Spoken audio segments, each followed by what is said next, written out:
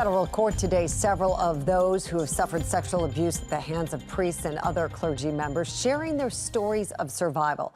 The special hearing was part of the Archdiocese of Baltimore's ongoing bankruptcy proceedings. Fox 45's Rebecca Pryor was there for the hours of emotional and gut-wrenching testimony. She joins us now live with more on what happened in court today. Rebecca. Mary, when the Archdiocese of Baltimore initially filed for bankruptcy, many survivors here in Baltimore feared that they may never get the chance to speak out publicly with their stories of survival. But today marks the second time that they have now been able to make their voices heard here in federal court. Many of them saying that the church failed to protect them as children and continues to fail them now. These things ruined lives. As survivors collect the courage to speak out, The stories need to be heard.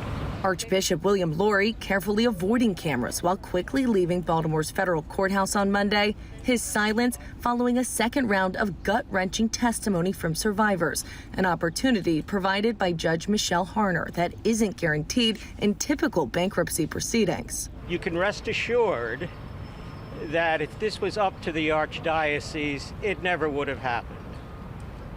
They believe in silence. We believe in telling the truth. Inside the courtroom, a handful of survivors speaking for hundreds as they detailed their darkest days and the trauma that still haunts them. As a child, I was on a carnival ride of torture, used as a human sex doll, said one survivor. Sleep is non-existent unless I take medication to pass out. And when I do sleep normally, it's nothing but nightmares, said another. It has caused me to hate myself hundreds of times, said another. Many turning to alcohol and drugs to numb their pain, often leading to battles with addiction. And all of them saying their innocence and childhoods, and in some cases, their will to live, stolen by the priests they trusted. Through tears, one survivor speaking directly to the church leadership present in the courtroom. Do you see me now? Do I matter to you now? My whole life has been ruined and tainted, she said. Meanwhile, we have been meeting with the Archdiocese, with Archbishop Lori and his team. Paul Young, chairman of the Creditors Committee, a group advocating for more than 300 Baltimore survivors, saying the church is moving in the right direction. I think we've been making good progress.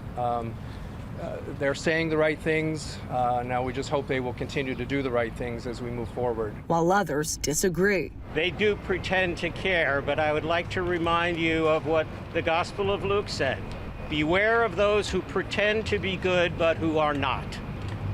And these people are not. Their lives are gone. Why get rid of the act that brought them forward? Teresa Lancaster spent decades pushing for the passage of Maryland's new Child Victims Act, the law abolishing the statute of limitations on sexual abuse cases, allowing survivors to have their day in court regardless of when the abuse happened. The very law that enabled these brave survivors to come forward and tell their stories, they're trying to snuff it out.